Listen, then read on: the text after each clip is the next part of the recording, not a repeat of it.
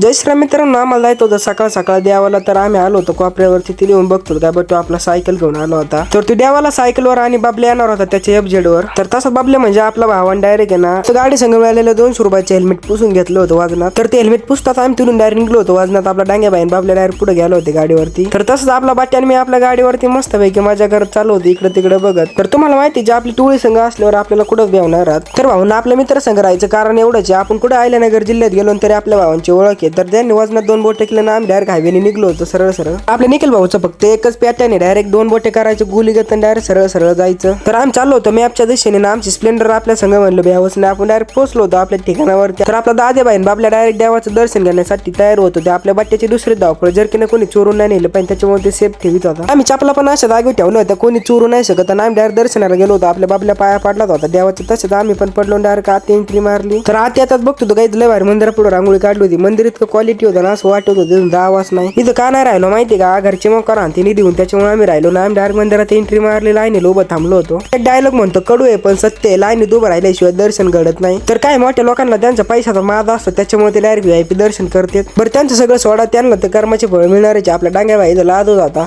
तर बघतात काय त्याच्याकडे कॅमेरा करता करता त्यांनी डायरेक्ट हुडीची टोपी घातली होती. आपला बट्ट्या भाईला यांना काहीतरी शिकित होता. तर आपला दाद्या भाई एवढा कमून लाद होता तर आपल्याला माहिती नाही ते हळूच वाजनात 2 बोट करायचा. तर त्याचं जाऊन द्या त्यांनी बघता बघता ते दानपेटीतले पैसे पण चोरले होते. हात बघा त्याचा कुठं होता तुम्ही. तर मी तुम्हाला एवढे दिवस सांगायचं विसरूनच गेलो होतो. माझे मित्र पण चोरटेत बरं का, त्यांच्यापासून जरा जपूनच राहा तुम्ही. तशी मला कळालं ती टोपी कमून घालीत होता कारण की कोणाला त्याचा चेहरा ओळखला नाही पाहिजे पैसे चोरण्यासाठी. तर मित्रांनो या मंदिरात मी पहिल्यांदाच आलो होतो. मंदिर पाहून असं भारी वाटलं होतं मनाला. तर मी देवाचा मला लांबूनच असा मस्त पैकी एक शूट काढला होता. तर आपल्या दाद्या सगळ्या देवांच्या पाया पडत होता कारण की त्याला गोरी बायको पाहिजे होती त्याच्यामुळे आपला बाट्या पण पाया पडला. आम्ही तिथून डायरेक्ट पुढच्या दिशेला गेलो तर बघतो का डायरेक्ट देवाचं मंदिर दिसलं. डायरेक्ट दिलको धडकन मध्ये देवाचा पाया पडला असं सुकून मिळाला ना पाया पडून आम्हाला. पण देवाचं मंदिर एकदम क्वालिटी. तुम्हाला इरायला काय माहिती असेल तर मला कमेंट मध्ये सांगा नक्कीच. तर मी पहिल्यांदाच आलो त्याच्यामुळे मला एवढं काय माहिती नाही त्याच्यामुळे आम्ही इथून निघलो होतो पुढच्या दिशेला. तर बाट्या तिथे पाया पडला नाही काय नेमकं घोटाळा आहे ते मला तुम्ही कमेंट मध्ये सांगा. तर मला दोघांनी सांगितलं आपल्या मनात ते असेल ते जर तिथे बोललो तर ते खरं येणार असलं तर ते भिंगतं त्याच्यामुळे मी पण तिथे जाणार होतो पण नाही गेलो. आम्ही तिथून डायरेक्ट पुढल्या दिशेला गेलो. तर पुढल्या दिशेला जातात आपल्या डांग्या बाईनी बाबल्याने डायरेक्ट तोंड हातपाय धुतले होते तिथंच. तर आपल्या मित्रांना फुकटचं असलो काही सोडित नाही ते त्याच्यामुळे त्यांनी तिथे हातपाय धुतले ना. तिथून आम्ही आमच्या घराकडे निघलो. आम्हाला महाराजांची मूर्ती दिसली. आम्ही तिचे दर्शन करून आमच्या घराच्या दिशेने निघलो आम्ही. तर आम्ही आमच्या घरी जातो. तुम्हाला ब्लॉग आवडला असेल तर लाईक आणि फॉलो करा नक्कीच.